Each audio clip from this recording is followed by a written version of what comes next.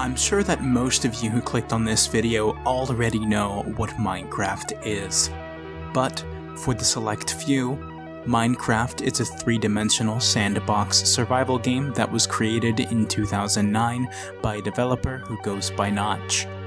In the near decade and a half since then, the game has exploded so much that it's actually the most sold game of all time. Through the nature of its versatility, many separate communities were born through this game. I started playing in 2011, and none of these communities have intrigued and impressed me quite like the speedrunners. For those unfamiliar with Minecraft's speedrunning scene, I think you'll be quite shocked to find out how far the game can be pushed. Minecraft has two main categories, random seed and set seed, both divided into glitched and glitchless runs. For the sake of this video, I'm going to be talking solely about the more popular and, in my opinion, more interesting random seed glitchless category. The way it works is fundamentally quite simple. The timer starts when you gain control of the player, and the timer stops when you've entered the fountain after defeating the final boss. With all that out of the way, allow me to answer the question.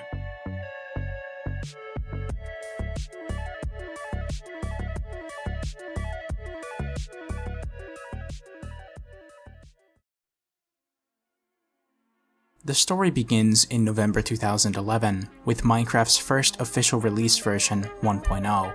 Before this, Minecraft had no true goal. You could technically speedrun an arbitrary goal such as finding diamonds or making a cake, but nothing else. With Mojang adding a final boss to the game in the form of the Ender Dragon, an obvious speedrunning goal was now present. In the beginning, Minecraft's speedrunning community was almost entirely Japanese, and any early proof of runs is scarce and limited to surviving Nigo VODs. The earliest world record with evidence of existing was a 3:52.56 by runner Doyamaru, or just Doya, set just about 2 months after 1.0 came out. There's a short 5-minute clip of him actually beating the game that still exists, but that's about it. He'd go on to lower the run to a 1:43.40 over the next 2 months, with some congestion.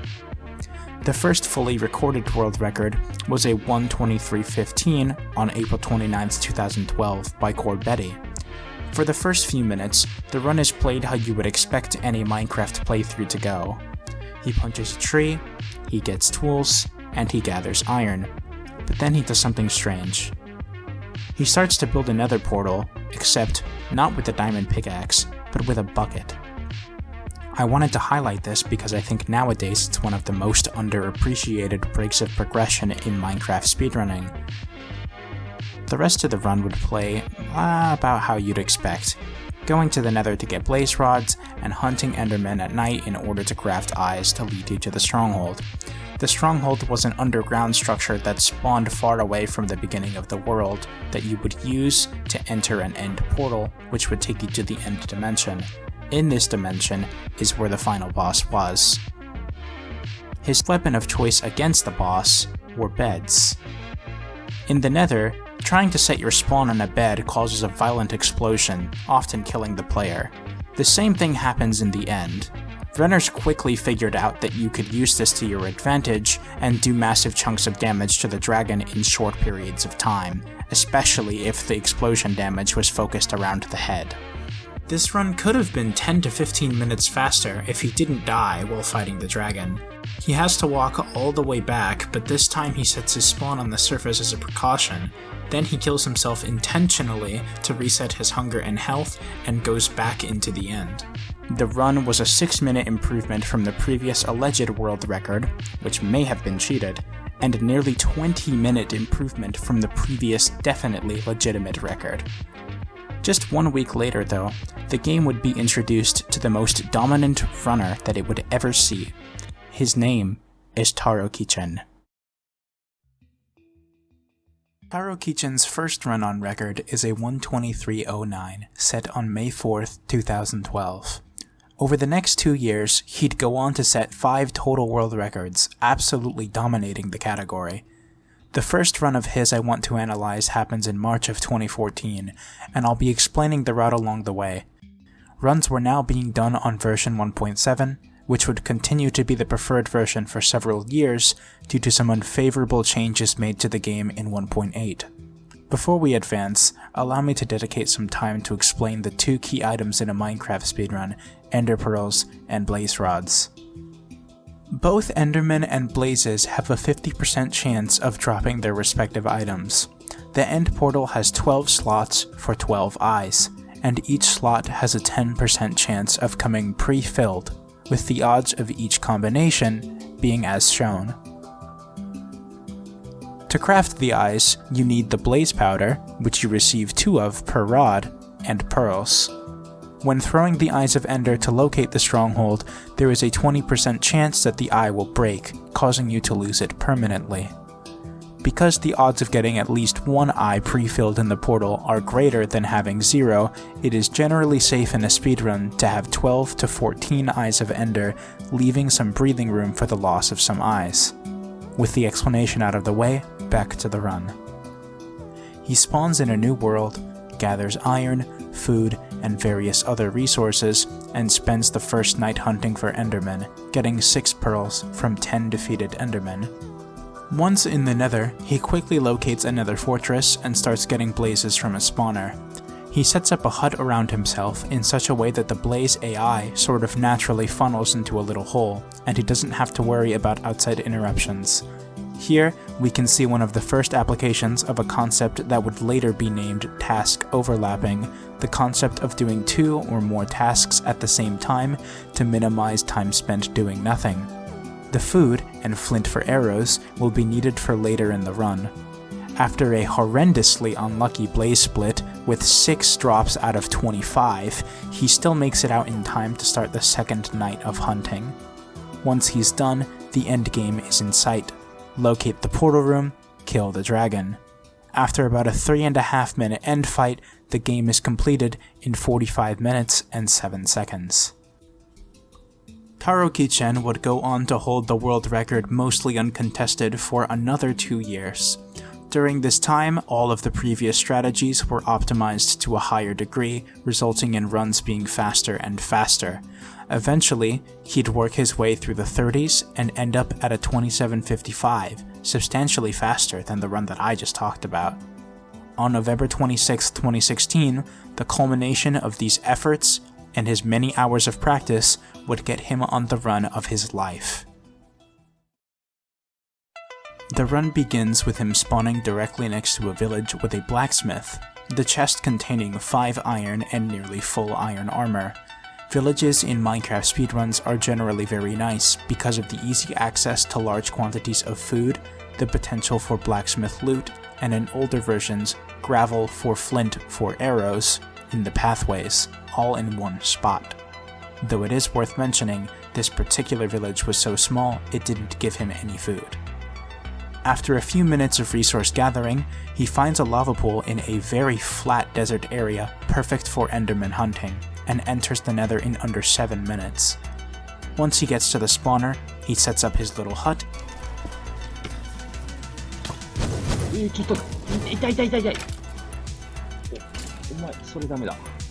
and gets substantially better luck than the other run, going 5 for 8. He thought he had 6 rods, and after being quite torn about whether or not he should just leave, 5本しかねえ。待って、帰れない。さすがに帰れない。 he eventually decides it's better to just leave on 5. 待って待って待って。無理だ。帰ろう。もういい。 But wait, remember, the 12 end portal frames each have a 10% chance of already containing an eye, and throwing the eyes has a 20% chance to lose an eye. 5 rods equates to only 10 eyes. So, even assuming none of your eyes break on the way, you need a 2-eye portal, essentially making your entire run come down to a 34% chance of continuing. Despite everything, he still continues the run. After the night is done, he only has 6 pearls, but he decides to keep going regardless. Then, this happens. あ？戻ってる戻ってる。これ戻ってる。 The eye went backwards. This means he actually passed the stronghold already, and was heading in its direction the entire time by complete coincidence. This is very lucky. But what does it matter? There's no way he's going to enter the end. Right?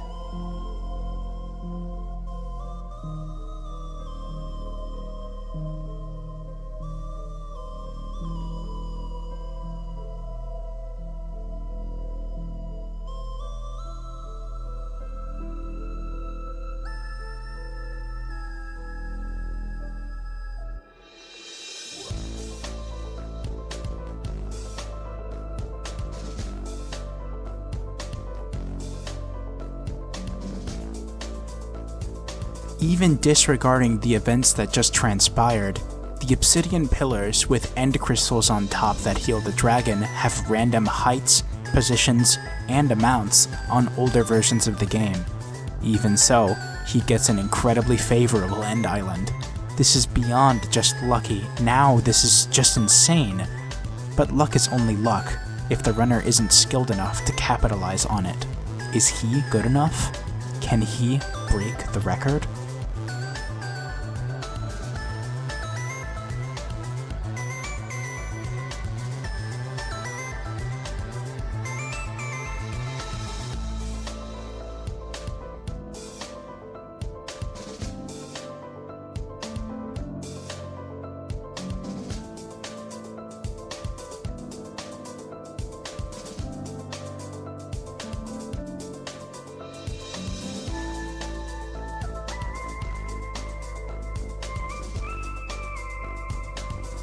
This record was, for lack of any better words, absolutely insane.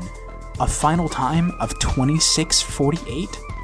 This run would surely last a few months, or maybe even a year. Right?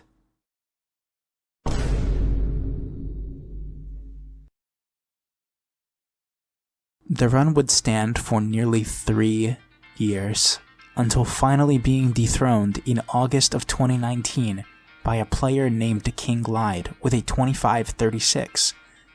This run only used one strategy that significantly differed from the way that Taro played his god run, and that was collecting wool for beds from desert pyramid structures, as opposed to shearing a bunch of sheep. This was generally faster and more consistent, since finding sheep and enough of them wouldn't be required. After this run, Taro would still be running and attempting to reclaim his world record. On August 13th, this happened.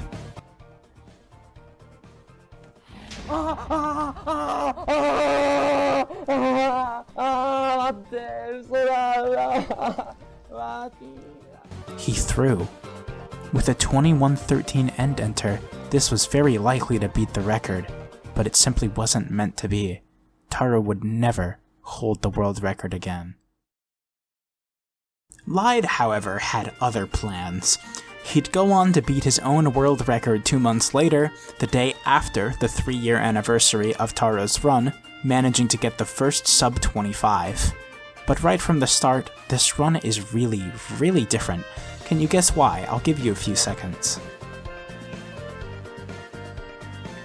Aside from some early exceptions we discussed earlier, Japanese players, for what was most likely an arbitrary part of an old rule set, always played the game on hardcore. In hardcore, the game's difficulty is locked on hard, and the player would be forced to delete the world if they died even once. For the first run, Lied also followed this rule set. However, his newer world record does not play on hardcore. If you're new to this, you might be asking yourself, why does that matter? You wouldn't want to die on a speedrun anyways, and if you're good at the game, the higher damage mobs do shouldn't matter either. And I wouldn't blame you for thinking like that, but you're completely wrong. Minecraft speedruns were about to start getting a little more technical. A new strategy had been born that would revolutionize the way the game was being played, and it was named Tower Strats. Before, to get pearls, you would just look for endermen while running around, hoping you found enough, which often would happen slowly or not at all, causing the runner to reset. Tower Strats aimed to make this part of the run more consistent, and even faster. It involves building a large tower in an open, flat area high enough so that mobs on the ground will despawn if you stand at the top. The part where this becomes impossible for hardcore runners is when you need to get back up to the top after falling down, The fastest way to do this is by setting your spawn at the top and intentionally killing yourself, saving your items in a chest by a small pool of lava, which doubles as a quick way to respawn and a way to rid the inventory of unwanted items. Using this method, you can quickly refresh all of the spawned enemies around you and focus on gathering pearls quickly and efficiently.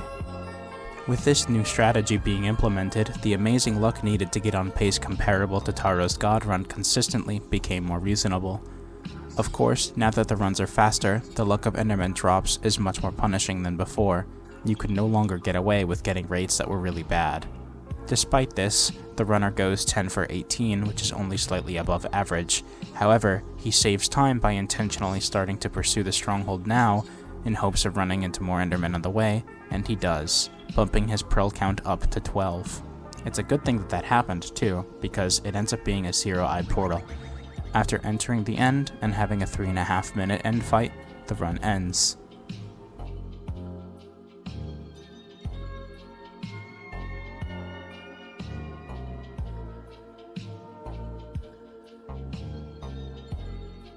The next run I'm going to talk about is the last overall game record that we'd see in 1.7, but it wouldn't be set by Lied. Canadian runner Illumina, who was already famous for his set scene endeavors. Let's go. Sub 5 in game time. Was now trying his hand at some RSG runs. 4 months after Lied's world record, utilizing no new strategies, he'd get to the tower portion of the run on respectable pace while streaming live on Twitch. This is gonna burn. Okay. There's no way this... Alright. Creeper is gonna ruin my run. Creeper's gonna kill me. Gonna blow up my tower. He also executes the Enderman farming much better, and gets slightly better drops of 11 for 18. He throws the eye and it goes in an unexpected direction. Like Lied's run, he gets a stray Enderman on the way and now has 12 pearls. Though, when he throws another eye, he realizes that not throwing an eye right from the tower does manage to come back to bite him in the ass. It was so close! I mean, how was I supposed to know, right? Is it like literally at like the tower? I think it's like at the tower, what the heck?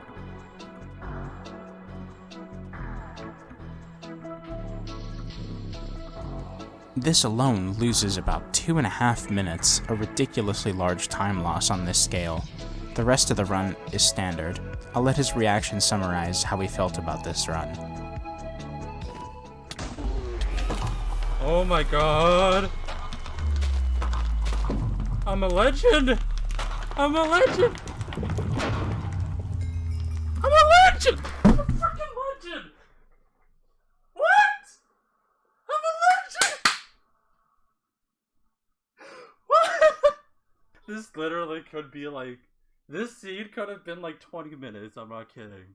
But I don't care, it's record. It's world record. Despite the time loss, he still managed to get a world record by about a minute. Even though it was disappointing, he was still happy just to have the world record. Up until this point, Minecraft speedrunning was almost exclusively done on 1.7, since it was simply the fastest version at the time. However, 2 months after Illumina's world record, Minecraft would release the Village and Pillage update 1.14 on April 23rd, 2019. This update introduced an entirely new route to the speedrun that involved villager trading. Because of an oversight in the development, 1.14.4 was released with an infinite villager restock bug that was exploited to get pearls from trading with a cleric villager, as opposed to killing endermen, much quicker than intended. First, you need to find the village. Then, kill the iron golem for a bucket and flint and steel, and enter the nether, and do that as normal. In order to get the emeralds needed to level up the cleric and unlock the trade, as well as purchase the pearls themselves, you would need a desert pyramid and the TNT found within its trap. Using it, you would blow up the houses in the village, which are primarily made of wood, to get large amounts of sticks to trade for emeralds with a Fletcher villager.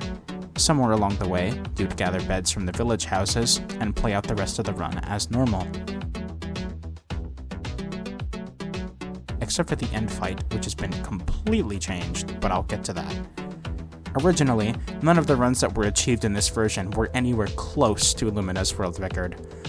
During this time, we saw the introduction of now well-known veteran runners such as Dimeax, Dimeax, and Dream. Along with Illumina and a few others, they would go on to set many 30 and even 20-minute times, engaging in an all-out race for the record war, culminating in a hilarious moment when Dimeax and Illumina almost got world record at the same exact time.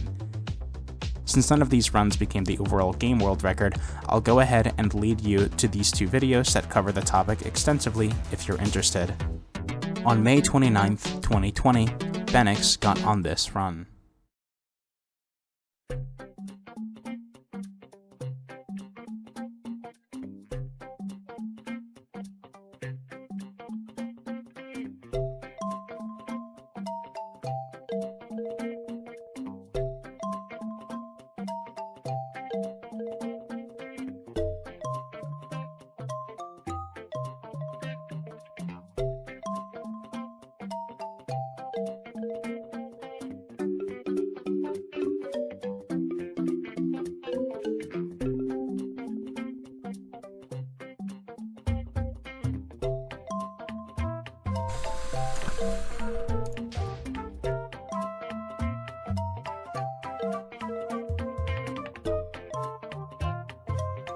Wait a second, what is Dimeax doing here?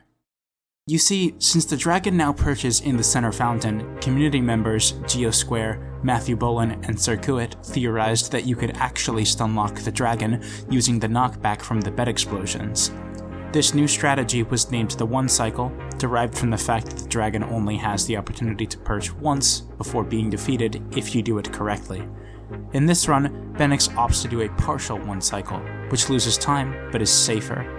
This strategy led to much faster end fights, and was also the beginning of fully understanding how the end fight and the dragon AI worked. In newer versions of the game, the stronghold spawns much farther away than it used to, and the eye no longer directly leads you to the portal room. Instead, it leads you to the starter staircase. Like I mentioned earlier, on newer versions, the end island generates with the towers in the same positions and the same amount of them every time. The dragon also no longer charges the player, and instead operates on pathfinding to invisible nodes across the sky. The dragon will attempt to shoot a fireball at the player whenever a healing crystal is broken, or just whenever it feels like it, and will have a chance to perch and fly down onto the fountain in the middle that increases relative to the amount of crystals that have been broken by the player when the game tells the dragon to go to the node opposite the player on the other side of the island. Did you get all that? Good. I didn't mention this previously, but the cleric actually has a 1 in 3 chance of not selling you the pearls, no matter what. Fortunately, that didn't happen on this run. He finishes the dragon off with arrows, and we have our new world record of 22 minutes and 18 seconds.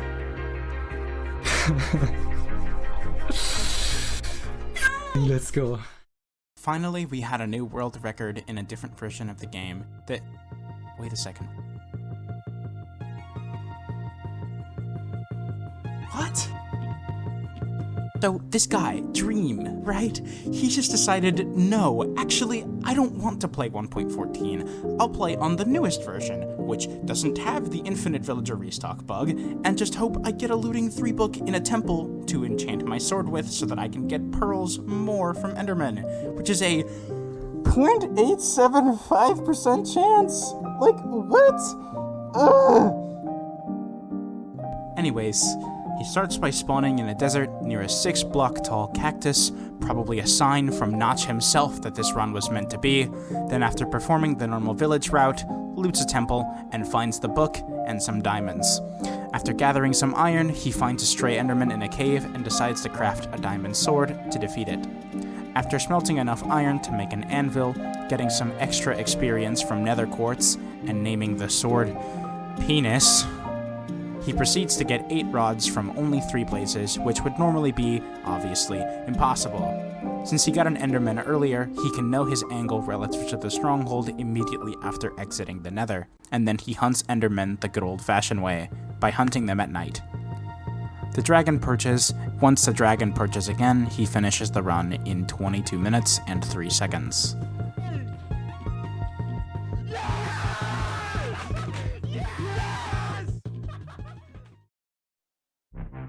So, up until Dream's run, Minecraft speedrunning was still a pretty niche concept.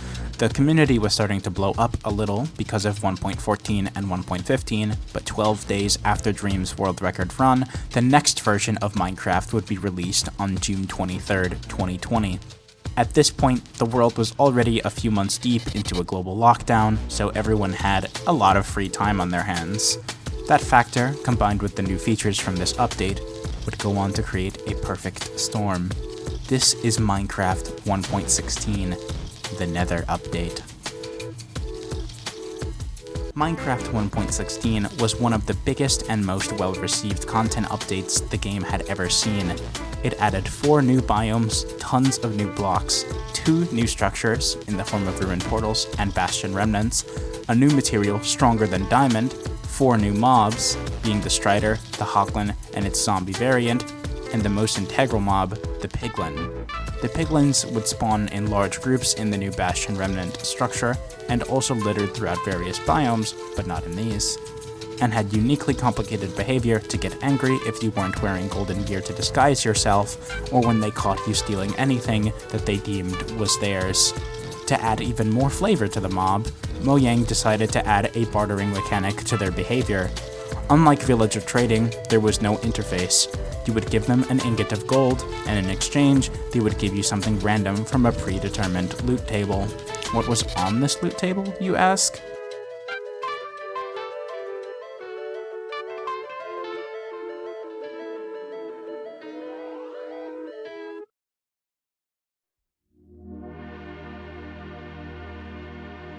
The first run to beat Dream's time using 1.16 would be done by a German runner named NiceTwice on July 3rd, 2020. I will be analyzing this run and also using it to demonstrate how the route for this category would typically go during the early days. To start, any spawn in an open area where villages could potentially spawn was fair game. Desert villages were generally preferred, due to them being in the desert biome that has the unintentional ability to spawn lava pools more frequently, and potential extra looting opportunities from desert pyramids. He begins by spawning in a savanna with a neighboring desert and crafts his basic tools. He quickly locates a village with 2 blacksmiths and is rewarded with 3 diamonds, iron, and other useful resources. Like in the 1.14 run, a Fletcher is used. He then enters the Nether in about 5 minutes and is greeted by an instant blaze spawner. In 1.16, since a new Nether structure was added, the way that the structure spawning was handled was slightly reworked. I'll use this visual aid to explain how it works. One structure spawns in each coordinate region, and there's a 64 block gap between regions. His portal is about here. This fortress origin could have been generated anywhere in any of these 4 regions, and although the fortress branches out very far from wherever its origin starts, this is still rather lucky. You may notice that he digs out the blocks underneath the blazes in the spawner. This is because the way that it is designed is inherently very unideal for blaze spawning. At most, blazes can spawn in batches of 4, and the frequency of the spawns is random. If a block or entity collides in an area the game attempts to place a blaze, it simply will not spawn. This strategy is meant to minimize that from happening, though the strategy would later evolve to be even better. He gets average raw luck and moves on to the new portion of the route, the Piglin trading. This is the point in Minecraft speedrunning as a whole where the RNG starts to get exponentially more difficult to deal with, the more the strategies in the category start progressing. Ender pearls only had a 4.37% chance to drop 4 to 8 pearls upon each individual barter. This means that you'd need about 20 to 25 gold ingots on average to get anywhere. This would be the beginning of 1.16 being known as a much more RNG dependent run than the previous versions, and it started to become more of a mental game than anything else. With all of that in mind, Du kannst dir mir eigentlich auch alles hinschicken und... Hab 7. Ich mit 7 rausgehen, wenn das nicht reicht? Nee. Da noch ein bisschen. Oh mein Gott, oh mein Gott, oh mein Gott, oh mein Gott. 2 trades of 7 pearls in just a handful of gold? This run was now exceptional. Night hasn't even finished falling, and both the integral resources for locating the stronghold are collected, and the player is back in the overworld. Compare that to previous versions' world records, and you can see why this version was insane. From there, it was a simple matter of getting to the stronghold. Back during these days, what you always looked for was an ocean. Traveling by boat could get speeds of up to 28 meters per second, while sprinting uninterrupted by obstacles was a measly 5.6 meters per second. Although it didn't carry him the rest of the way to the stronghold, it certainly saved time on the few hundred blocks it did cover. He hits the stronghold at 16:30 and finds the portal room in 13 seconds, a 16:48 end enter. He takes out the crystals and awaits the dragon perch. After the one cycle was developed, the community began to understand a bit better that there were substantial differences between the dragon perching east-west or north-south. Though the one cycle was much faster, it was not to be underestimated. For the time, it was a very, very hard technique to master, and very easy to throw on nerves, which would kill the entire run at the very end. After the technique spread and became more popular, most runners could do it with about a hotbar's worth of beds or less, and it later became the standard strategy. After about a 4-minute end fight, he finishes the run with a 21:08, beating Dream's previous game record by a little less than a minute. Sub 20 was looming on the horizon. At this point, every runner knew it was doable, but who was going to be the first to do it? The race to sub 20 was on. Runners like Nice Twice, Dimeax, Benix, and many more were all trying to break the barrier. Before we move on to the next section, I need to clear up something genuinely important. The runner I'm about to talk about is somebody that the community as a whole no longer respects for reasons that I have no business getting into in this video. If he weren't crucial to the history of Minecraft speedruns, I would have likely redacted him entirely. I'm going to refer to him as the runner from now on, so please bear with me.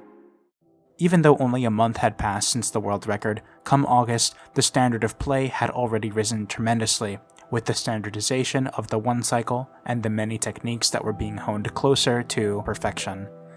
Since the one cycle was now the norm, the bow and arrow were unnecessary, cutting out a chunk of the run and saving time. On August 8th, the runner would be streaming 1.16 RSG attempts.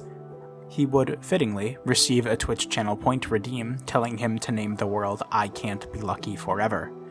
After spawning in a desert and locating a village with a blacksmith, eerily mimicking Nice Twice's run, he starts the resource collection, beds, and etc. He decides to mine for the iron instead. He then proceeds to find a buried lava pool, and then performs one of the worst portal builds in any world record, losing him an entire minute, causing him to enter the Nether about 45 seconds later than Nice Twice did. He mines gold preemptively and then finds a fortress and realizes the gravity of his situation. He gets 13 pearls in 14 gold, very above average, and proceeds to lose 30 seconds to making a wrong turn he shouldn't have because the blaze was on his subtitles. After getting below average rates and inefficiently bouncing between spawners, he leaves the Nether 3 minutes behind Nice Twice's run. This seems substantial, but the time is made up for when an ocean brings him most of the way to the stronghold, and the stronghold's ocean exposed, which is generally not supposed to happen, because the game attempts to not place the stronghold in oceans and in swamps, but sometimes it just happens anyways. He saves 2 minutes because of this, but is still a minute behind entering the stronghold. Nice Twice's 4-minute and 19-second end split caused by lack of confidence to perform a one cycle ended up being his downfall, when compared to the runner's exceptional 1:36 end split, as the dragon begins its ascent to perch east-west instantly, and a successful 5-bed one cycle is performed to close out the world's first ever sub-20 Minecraft speedrun. This was the first domino to fall that would initiate the explosion in the game's strategies. On September 20th, 2020, a Polish runner by the name of Odiz would get a supposed 1859 world record that was subsequently rejected due to his lack of evidence, and I think the way that the moderation team handled this whole situation is honestly pretty laughable. I'll go ahead and leave a video here describing the situation, since I felt it was at least worth mentioning. Just a few weeks before that fiasco, Dimeax had gotten a nearly tied 1937 world record.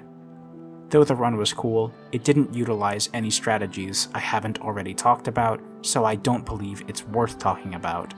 What is worth talking about, though, is the next world record that he got just 10 days later. Like most world records at the time, it starts with a village and a blacksmith, this time a plains village. This run has 4 silly time losses that I want to talk about throughout the analysis. He gets enough iron from the chest, but still kills the golem anyways, just to slightly upgrade his tools. This is unnecessary. This is silly time loss number 1. He then spends nearly 3 minutes running about the surface until he finds a place to enter the Nether. Under normal circumstances, this could possibly be excused as front-loading the travel to the stronghold on foot, but we'll see why that ends up being irrelevant later. This is silly time loss number 2. He spends nearly 2 minutes just looking for a blaze spawner. That's the room I needed. Nice. Huge. Bushes.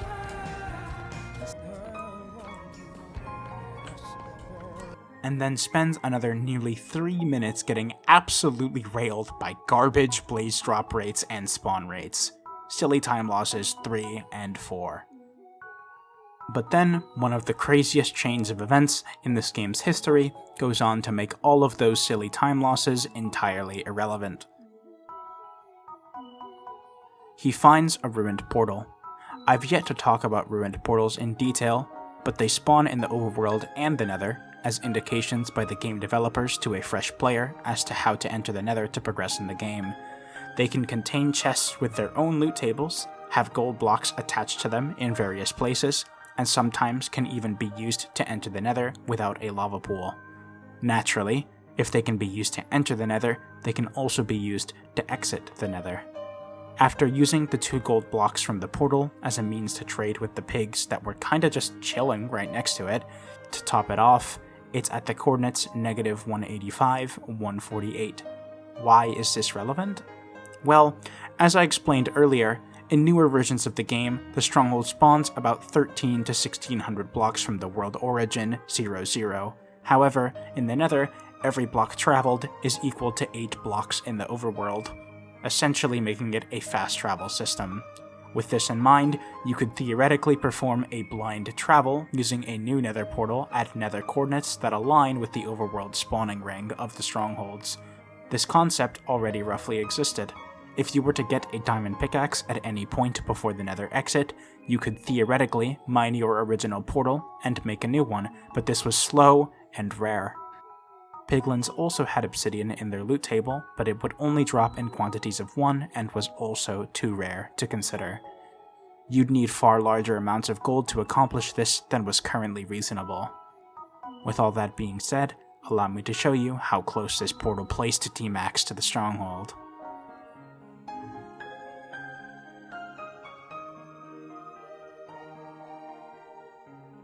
He didn't yet know it, but this run would pioneer the concept of blind travel to the wider audience.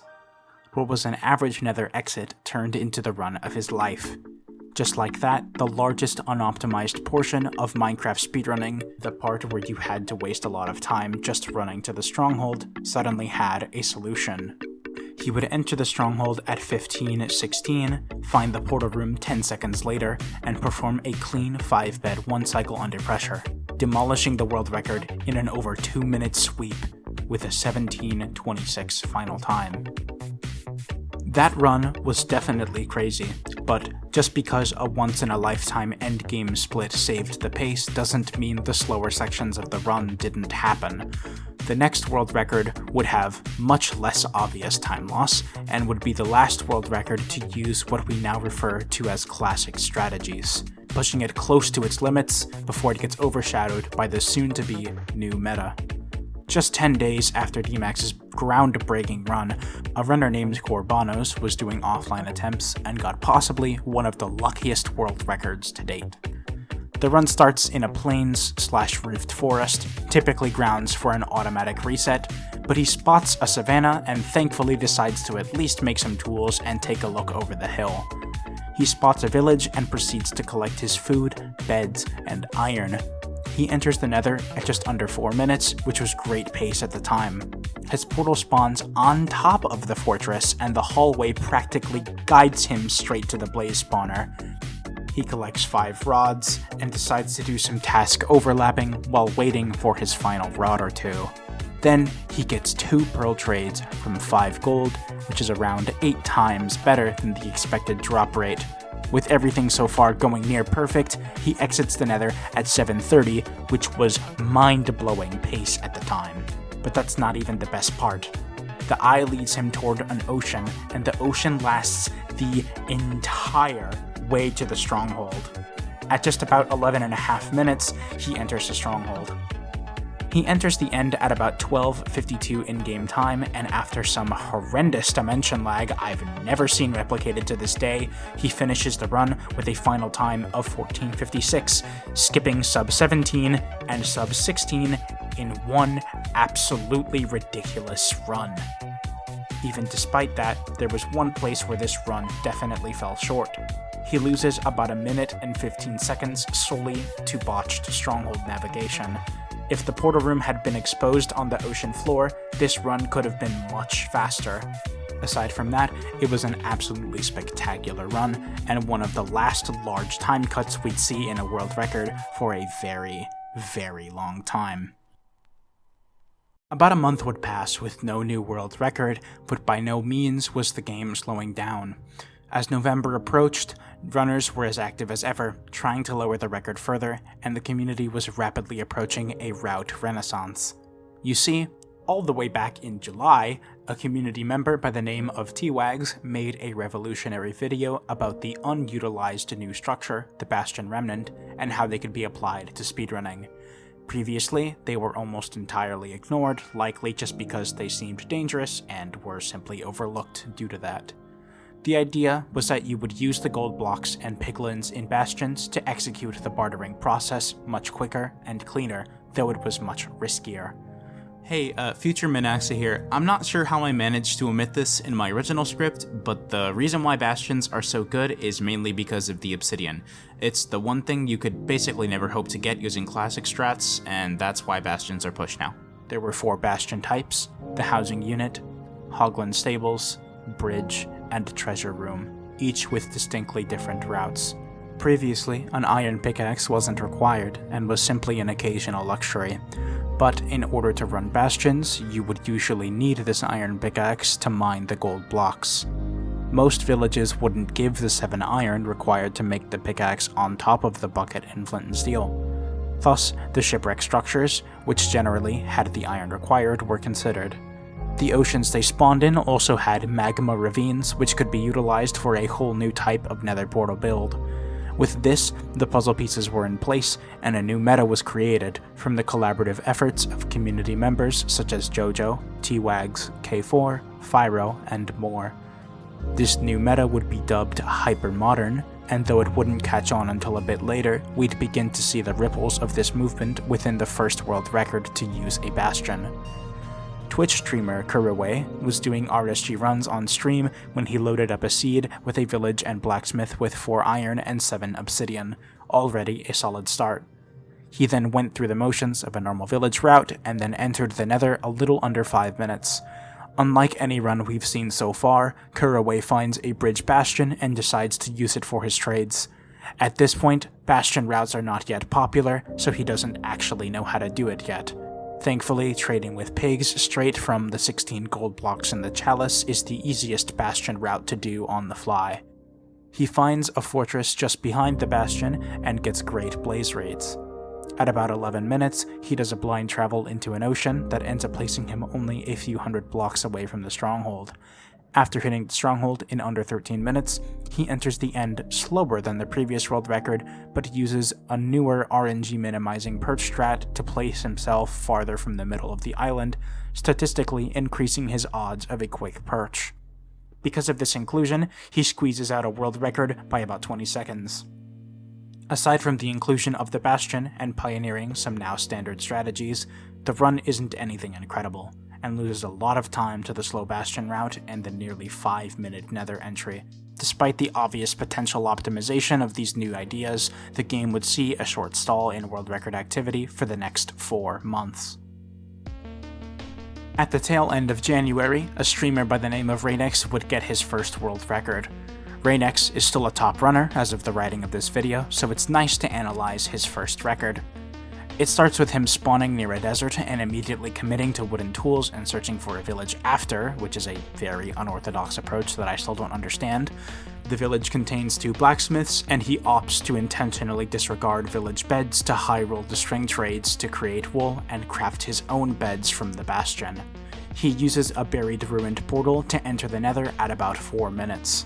He spends some time searching in the wrong direction, but eventually makes his way to a clearing where he sees both structures in close proximity, which was given the name Bastion, or Fortress Bastion, by the community. Remember, because of the nature of the structure quadrants, bastions are very hard to come by. Anyways, though it's not used very much anymore, this is the first relatively quick and clean Bastion route to be used in a record.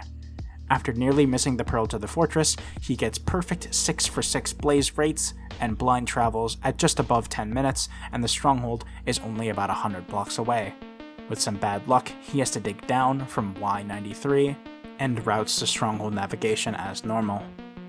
Everything else is standard, except the one cycle now resembles what we would see in the modern day, using a block with high blast resistance such as obsidian or crying obsidian on the fountain's side, as opposed to jumping to place the bed from a platform.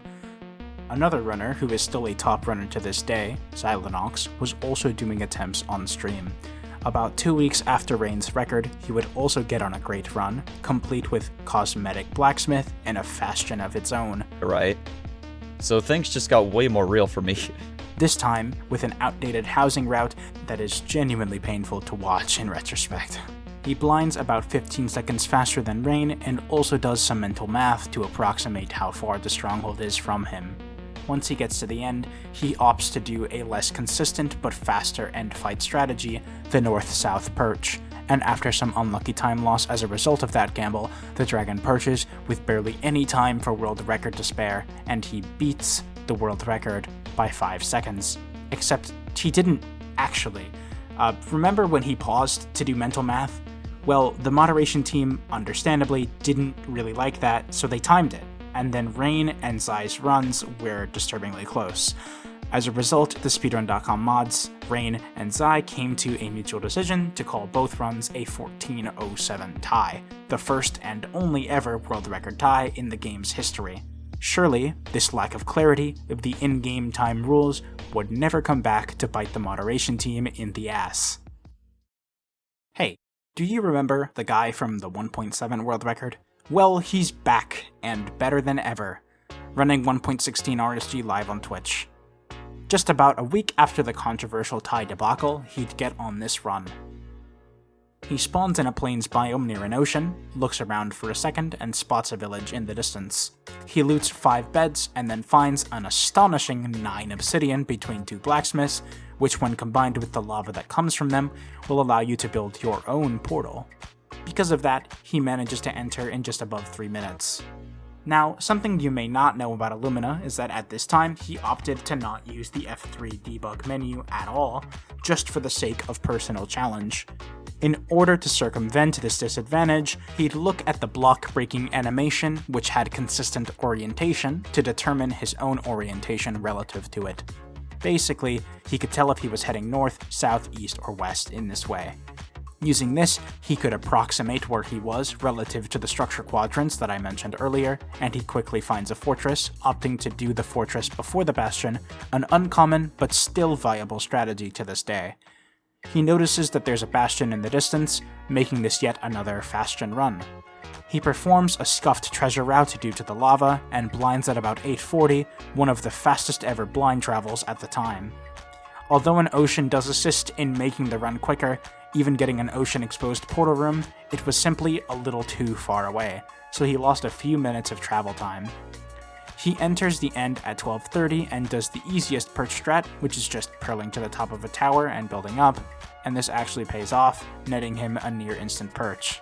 He then performs a clean 5-bed, hitboxless 1 cycle to close out the run in 13 minutes and 53 seconds, the first sub-14. This world record would last 1 day. Enter an unknown runner named TwoLetterName, a runner with a few decent times under his belt. One day, while doing his normal run grind, while listening to his favorite world record holder Illumina, he'd pull this seed. The first thing you probably notice is that there's finally no goddamn village or blacksmith this time. Finally! Jesus Christ! Anyways, this is the first hypermodern run we'll be talking about. He gets a dolphin to give him a speed boost and heads towards a shipwreck which contains 9 iron and 2 gold, and then uses the buried treasure map to collect some food, stops by an underwater ruined portal for the gold block, and finally uses a magma ravine to enter the Nether at just above 3.5 minutes. So far, this is a really solid setup for a good run. Let's see where he spawns. He spawns at the bottom of housing, perfectly set up to do the most consistent Bastion route in the entire game, taking nothing but fall damage and an arrow to the face throughout the entire route. 2 minutes after the route starts, he leaves with everything that he needs. He has a tough time deciding where he wants to go before finally deciding to head in a direction that lets him find a fortress almost immediately, though it's not quite a bastion. He navigates the back hallways of the fortress, finds the lava room, and turns the corner to find this. A line of stray blazes just waiting for him. On top of amazing rates, he gets almost all of his rods without a spawner, something that would later go on to be valued quite highly in faster modern runs. He blinds low 9, throws his eyes, and realizes the stronghold can't be farther than a few hundred blocks away. He enters the end 15 seconds behind Illumina, who already gets a pretty fast perch. Surely this means he's lost it, right?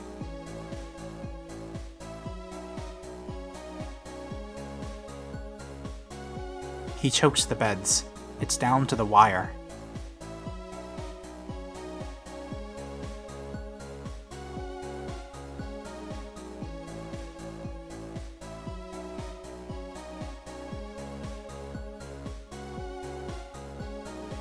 "13 minutes, 52 seconds. He beats the world record of the streamer he is listening to during the run by 1 second? Are you kidding? Oh, I'm sorry. Wait a minute. You mean to tell me that he beat his own run later that same day?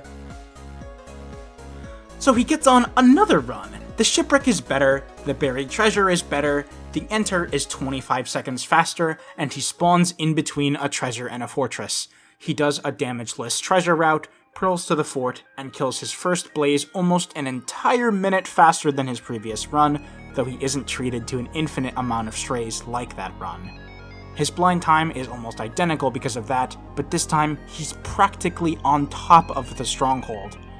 The solo of Freebird nearly perfectly timed to his I Spy, he gets the 1 eye he needs, enters a minute and a half ahead of his own pace from the same day, and gets another 1 in 13 chance insta-perch, and gets a 12-minute and 12-second world record, shattering his own record from, and I say once again, the same day. February 23rd/24th would definitely cause a stir in the community and be remembered quite fondly. But just 3 weeks later, another unknown runner would come onto the scene known as FE666. The seed he rolled on March 16th, 2021 would produce probably the single craziest overworld in a world record run to this day. Alright, so unlike any run we've talked about so far, he actually spawns in a taiga village. These are generally ignored because they're always accompanied by trees that block line of sight, have less food on average, and a lot of the times the golem will just suffocate in a tree before you can even find him. However, on this run, none of those things would matter. He'd first get a blacksmith with 3 iron pickaxes and 4 diamonds, okay, a little overkill, and he'd find this ruined portal with 5 obsidian and 3 irons worth of ingots, which is actually entirely cosmetic, because he just builds the portal and doesn't even need the bucket that he would get from that 3 iron anyways. Once he enters the Nether at an unholy minute and 12 seconds that would make modern runners jealous, He lowers his FOV and pauses for a second, and then looks around and resumes normal activity. Wait, what was that? Well, you see the E value in the top left corner of the F3 menu? The first number shows the amount of entities currently within your field of vision, and the second number shows the number of entities within your render distance. Because the Bastion structure spawns along with the piglins it contains, you can actually notice a significant spike in these values upon entering the Nether to know if there's a Bastion at all within your render distance, significantly increasing reset efficiency. On top of that, runner K4 accidentally discovered on stream that if you lower your FOV, therefore limiting the field of view that affects the first value, you can essentially scan for the exact direction of the Bastion by looking for the spike in the E value. He named this microlensing, or E-raying, and here Effie does it to determine the direction of his Bastion, and then he goes. We then get to once again see Bridge in a world record, but this time ran properly with a route that is still used to this day. After getting everything he needs and burning a hoglin with lava to get some pork chops, he E-rays again, this time to see which quadrants do not contain a bastion, so that he can find a fortress. He then quickly finds this fortress, wastes a remarkable amount of time not finding a spawner, not that it's his fault, and then proceeds to make up for it with perfect 6-for-6 blaze drops. He then travels to better blind coordinates and realizes he accidentally threw out the fire charges, which you can use to light a portal, and has no way to light the portal since he entered the Nether without flint and steel, missing his sub-8 blind by 10 seconds. Once he's out, he finds that the stronghold is very close, digs down, and I spies at about 10 minutes and 30 seconds, finding the portal room immediately and entering the end sub-11. He goes for perch strats, gets rewarded for them, and barely saves the one cycle from a low dragon by exploding the first bed early, finishing the run in 11 minutes and 53 seconds, about 20 seconds faster than the previous record. But wait, the RTA timer, it says 12 minutes and 38 seconds. That's really different, isn't it? Well, don't worry, because surely this lack of clarity of the in-game timing rules would never come back to bite the moderation team in the ass. Anyways, do you remember the runner from before? Well, he's still running the game, and it's March 20th, 2021. While doing his regular grind on stream, he rolls this seed. Now, normally you would instantly reset a run like this, but he decides it's worth playing because the ruined portal in the distance is essentially a guaranteed Nether entry. After a standard village and portal build, he enters the Nether sub-3, plays around with a ghast, and heads towards more open terrain. The main problem with this run so far is that at the moment he's missing an iron pickaxe, and although the ruined portal that he finds helps him out with this, he still can't quite craft one. He then realizes that he's pulled one of the easiest to play and linear nethers in a world record we've ever seen, having a spawner first set up into a treasure bastion. After a subpar blaze split, he makes his way through the bastion, gets his iron, and performs the route as expected. This is where his nerves actually cause him to make a genuine mistake. His coordinates at the bastion are 217, -57. By all accounts, these are valid blind coordinates, and any runner nowadays would simply put a portal down here and call it a day, saving time. But you see, back then, it was really popular to push for the coordinates 150-150 because it was basically a super safe option. However, wasting 45 seconds traveling to these safer coordinates is not the correct play. Now, even though I just said all that, he, because it's still luck-based at the end of the day, does get rewarded for choosing these coordinates anyways, blinding only about 100 blocks from an ocean-exposed stronghold. In a moment that will probably never be recreated, he gets mining fatigue from an Elder Guardian almost instantly after exiting his blind portal, and he's forced to do probably the most scuffed death reset that I've ever seen. With a sub-10 end enter and a decent perch, he reclaims his world record over 7 months after he got the first sub-20. Thankfully, we won't need to talk about this runner again in this video. As you've probably assumed yourself by now, the concept of beating the game in under 10 minutes was now entirely believable, which would have been a fever dream just a year prior to this. I'd like to dedicate this section to talking about the two major strategies that contributed towards the push to sub 10, 5RD, and Divine Travel. let's start with 5RD since it's a lot easier to explain. So the game has a hard-coded mob cap that doesn't allow too many entities to exist at the same time as to avoid performance issues. However, entities cannot spawn outside of the player's render distance, and those who already exist outside of it cannot perform any actions until they are loaded in again. Using these two features, Dimeax, who you may remember for pioneering the first Bastion strategies, performed a number of experiments which will be linked here.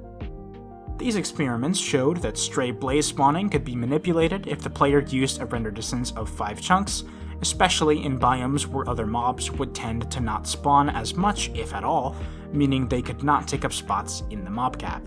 This led to the realization that Soul Sand Valley biome fortresses and 5RD were a very good combination if you got lucky, because it could also potentially spawn many wither skeletons. Being able to rely less on the randomness of spawners on some runs was a very good thing. The second strategy that contributed towards the push to sub 10 was Divine Travel. Divine Travel is a much more difficult concept to explain, but I'll try to put it into simpler terms for the sake of you and me. Matthew Bolin, one of the contributors towards the one cycle that I mentioned earlier in this video, discovered that the game's code has a predictable method for determining some aspects of the game that are supposed to be random. Using his expertise, he was able to reverse engineer that Nether fossils could actually be used to know the angle you would need to travel to get to the stronghold, but, and this is very important for later, not the distance. There were some other obscure applications of this concept, but none were really practical compared to the chance of just finding one of these 0-0 fossils. I'll have the full explanation video here since it's going to talk about it way more than I ever could. With all that out of the way, what came of these new strategies? On April 19th, 2021, Brentilda would be streaming some RSG attempts. He wasn't really known for being a runner, but he was an active and known community member regardless. On one attempt, he loaded into this seed, and immediately you can see some obvious differences in his gameplay. When you press F3 and escape simultaneously, you can enter a state where the game is paused, but the menu overlay is not showing. Using this, you can pause the game to load chunks and look around without bleeding any time on your in-game timer, the one that the leaderboard cares about. He spots a village, has an interesting time with the golem, and grabs some carpets to potentially light the portal without using flint and steel, since they burn very quickly. He manages to find flint on the way to the lava pool, so it ends up being an unnecessary precaution, but it was still smart to do. He enters at 2 minutes and 51 seconds and does the same pause technique he performed when he started the run. What does he find? A bastion, a fortress, and a divine travel fossil. Hi Vororg, you're just in time for the run of my life. Look at this. He wastes no time, parkouring to the bastion to do an, at the time, newer top-down housing route that we still use today. He finds the iron needed for his pickaxe in the first chest, saving him a lot of trouble. Thank God. That saved so much f***ing time. And then breaks the smaller chest to anger all of the pigs near him. He then leads them all down to the normal trading spot. He loots 14 obsidian from chests alone, almost guaranteeing the ability to double travel. He finishes the piglin trades and makes the only big mistake of the entire run, and that's to throw this pearl into the lava. Yeah, I didn't think that would make it. I should have gone on the fucking pillar there. He could have pearled onto the basalt pillars instead, and then pearled to the fortress from there. He even says so himself during the run. Shortly before entering the fortress, he turns his render distance down and performs 5RD. After killing some strays in the chest portion of the fortress, he digs up to open space and is greeted by this. Okay. I think the 5RD might have worked. After getting above average rates of 6 for 8, he throws a pearl towards blind coordinates and nearly forgets that he has divine travel.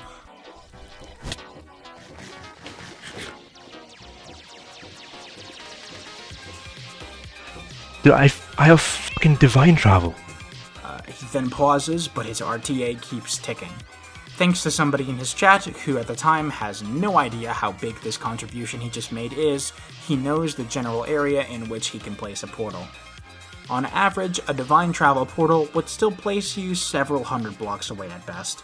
This pace was fantastic, but you would still have a lot of travel to do in the overworld. Right?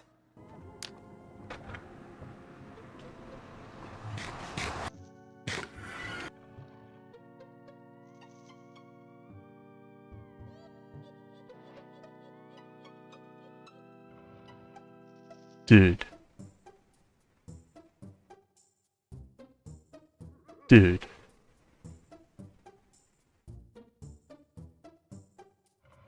I can't pause.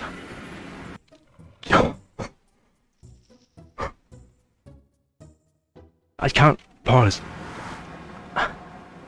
After some dragon shenanigans, he clutches up the 1 cycle.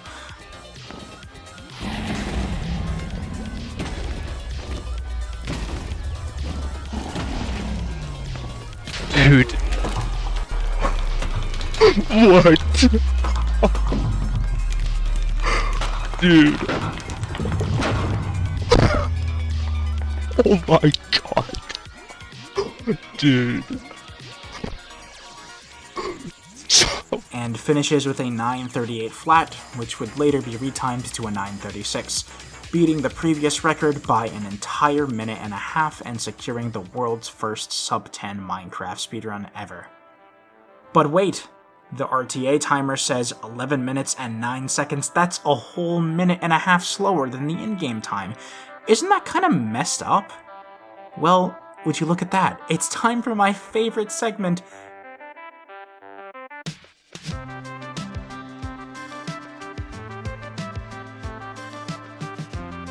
Okay, so even though it wouldn't go on to affect the new world record, it would still be a 936 and a sub-10, the mod team obviously had to do something about this bullshit. So they made a whole new set of timing rules that I am not going to explain because it's not that relevant to my video, but finally, we've settled on that. Surely, the mod team will refrain from making any other weird decisions in the future. Hey, I wonder how long that new world record is going to stand for. I mean, it wasn't even an ocean run, and I mean, sure, it was played great, but surely it would only stand for a month or two, like all the previous recent records, right?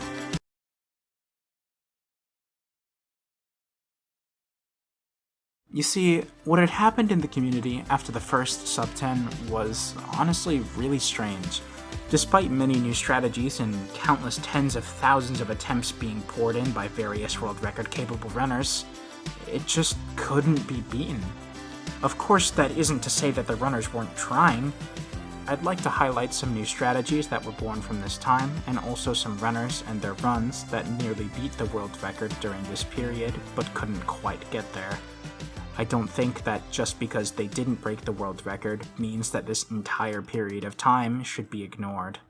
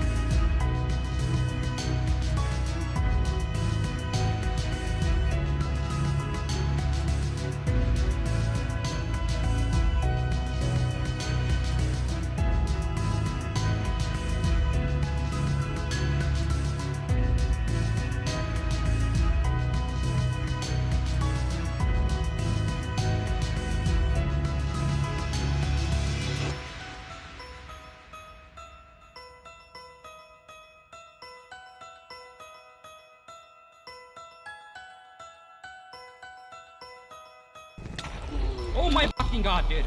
Fucking, oh my fucking god, dude. Holy shit, dude. Oh my fucking god. Holy fuck, dude. Oh my fucking god. Holy shit, dude. Oh my fucking god. Oh my fucking god, dude. Holy shit. Finally.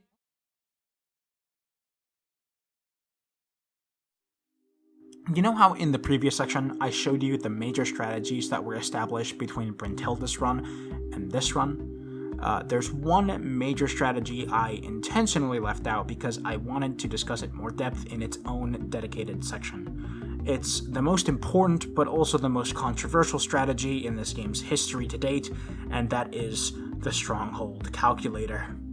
You see, there was a short period of time, a long time ago, where some community members developed the first Stronghold calculators. The community opinions on their validity were very polarized, but some runners still used an early calculator named ThroPro for a short while, until calculators were banned entirely. The main arguments from both sides could be summarized as follows. The side for calculators argued that the calculations done by the bot were not impossible for a human being, and it would significantly increase the efficiency and speed of any runs going forward, saving many otherwise dead endgames, especially any with 20 obsidian. The side against calculators argued that it would undermine all of the skill-based strategies that the community had meticulously perfected over time to get stronghold portals without the need for calculators. It would also disrupt the leaderboard, causing all runs without a calculator to become immediately obsolete. Ironically, the problem was that some of the newer skill-based methods, such as perfect travel, used spreadsheets that were equally superhuman relative to an external calculator. I'll link an extensive debate on the topic here, but all you need to know is that they ended up unbanning them in a community vote on the Minecraft Speedrunning Discord server. The reason why I decided to place this segment here is because calculators were unbanned just 2 weeks before this run took place, which, in retrospect, kind of explains why the record was broken at this time. Now we finally enter the modern age of Minecraft speedrunning. An absolute cataclysm of player skill, unlike anything that anyone had ever seen, soon followed.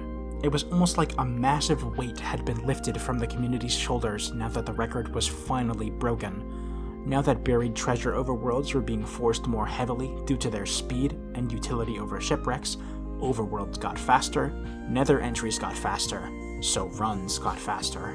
Runners started getting sub-10s left and right, with some runners, and by some runners I mean just crooks, literally farming them. The Weekly Thing has a great video on Crook's domination era, and I highly recommend it. In the few months following the new record, only 2 major strategies would be implemented into the game, known as Preemptive and Dynamic RD. Preemptive used the same principle as Mapless Buried Treasure, but was used to locate the portal room's spawner block instead. It didn't work 100% of the time, but it made one of the last unoptimized RNG parts of the game pretty consistent.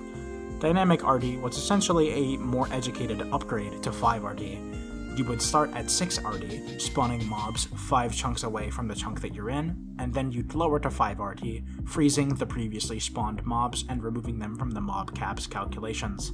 From there, you'd pay close attention to your M value and throttle your render distance accordingly. In layman's terms, Dynamic RD equals more spawnerless blazes equals faster fortress splits more often, at least in theory. With all of these new strategies in place, it was only a matter of time before somebody would take off the final seconds for this first sub-9. But the question was, who would it be, and by how much time? Meet Sagi Enderman. Sagi, a runner from Israel, already had a respectable 12:11 time. It may not be obvious to an outsider, but truly anyone with a decent time is capable of getting a world record in the right circumstances. On July 29th, 2022, his skill would be put to the test, as he'd roll the seed of his life. It starts off a little unstandard for the time, as at this point Mapless was being pushed highly, though playing shipwrecks was never off the table entirely, even today. He likely noticed the ravine next to his full ship and decided that swimming over to it would likely give him a fast nether entry if he pulled the iron. Surely enough, he does pull it, and gets a very lucky 20 pieces of bread's worth of wheat from the food chest. He enters the nether at 1:47 and quickly gets an e-spike. The terrain is easy enough to navigate, the tree line blocking his line of sight being the only problem. Once he reaches a clearing, he sees this. The fortress is in a soul sand valley, which is perfect for those quick spawnerless fort splits like I talked about earlier, but first he'd have to do the Bastion. He does a textbook top-down housing with a new addition to break these blocks to allow for more piglins. His trades aren't the quickest, but he does have to bleed some time walking back up to the other chests, and since the fortress is also here, it hardly ends up mattering. He gets perfect 6-for-6 drops from loads of stray blazes, accidentally starting a new world with his macro, he calms his nerves, and returns to do his stronghold calculations. You may have noticed he didn't have 20 obsidian, but that doesn't matter, because the calculator tells him he's only a few hundred blocks away at nearly 6 minutes flat. This is it. The portal room is ocean exposed, and he enters nearly sub 7.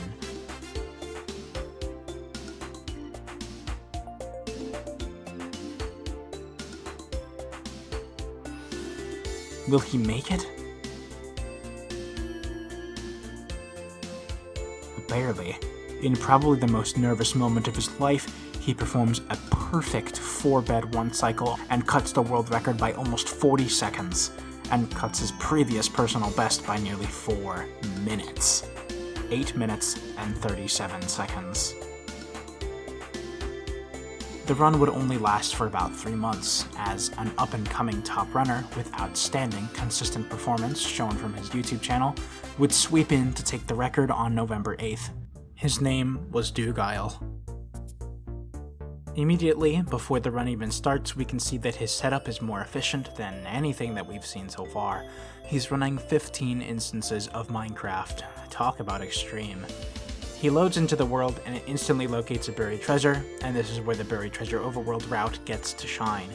The TNT allows for blocks and cuts out the slow punching of wood by hand that Minecraft players are oh so accustomed to, and this combined with the generally exceptional other aspects of the overworld gets him a 1 minute and 22 second Nether entry, 25 seconds ahead of the previous world record with better blocks and better food. He also enters the Bastion a minute faster, and gets to perform Manhunt, the overall faster housing route due to the higher piglin count. Everything is performed perfectly. No damage, no mistakes. Undoubtedly the result of hundreds of hours of practice. His trades are quick. Really quick. He actually starts leaving around when Soggy enters his Bastion, and keeps up the pace by entering the fortress a minute quicker as well. He finds a spawner and performs a Blaze TNT, a technique used to quickly and cleanly clear out the spawner blocks with lightning speed, no digging required. He naturally bleeds some time due to using a spawner with worse rates, but still manages a 40-second faster first portal. His bot tells him the stronghold is only about 600 blocks away, but this time the runner has 20 obsidian. He performs an intentional death hunger reset, like what we saw all those runs back.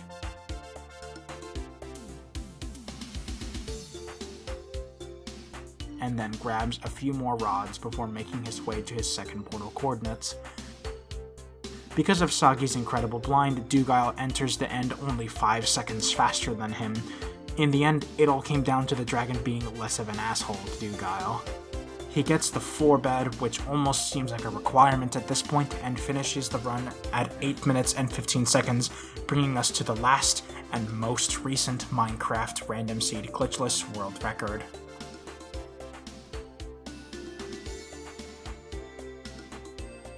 Even though I've caught up to the most recent world record, that was a month ago when I'm writing this, the story isn't quite done.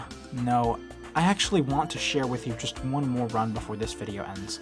One more fantastic run that shows what the future of this speedrun may hold. Remember Xylonox? Well, he's still running, and right now he's one of the best runners in the game.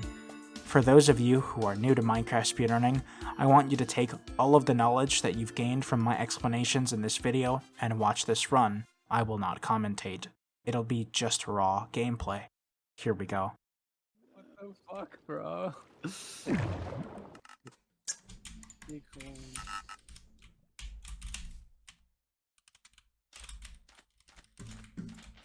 Some seeds are just fast.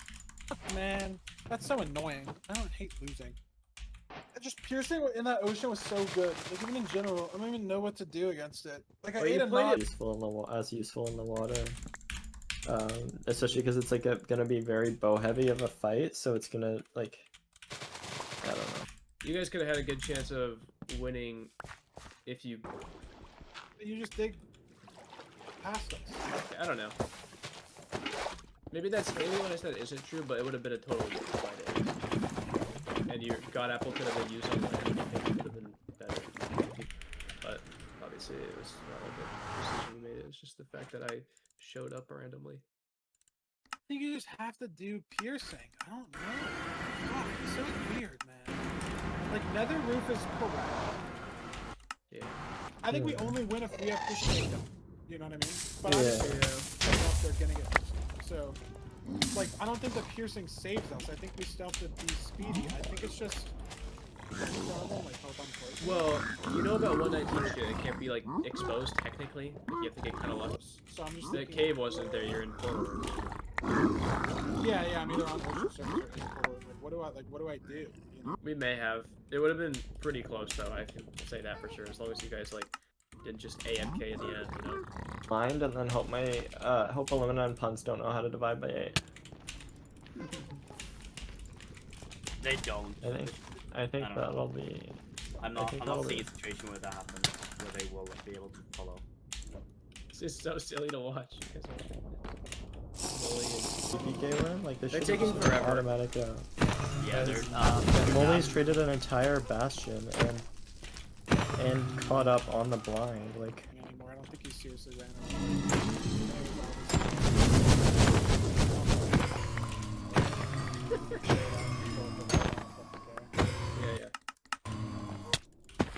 I'm always good at shit seeds, you're right. Bro, could somebody share? I just got fucking ads. Nobody answers. I'm just in the process of sharing. Oh. I have turbo. Oh yeah, Silver's kind of a beast with the shares for that. Thanks, I have gangsta. a nerdy sub.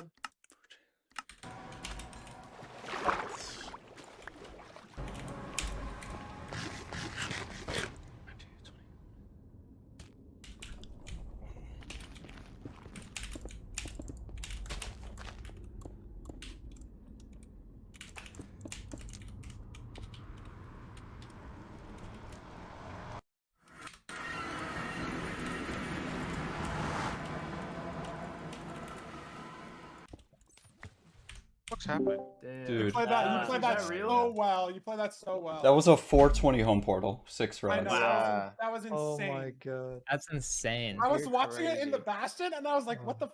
He's out of the Bastion low 3. Going back to the home portal, I didn't want to ask you if it was a practice seed, though, because I was like, I don't want to break his zone. Just watching. I was the only one in the call watching. I was server depping you too, but you depping yourself. Oh.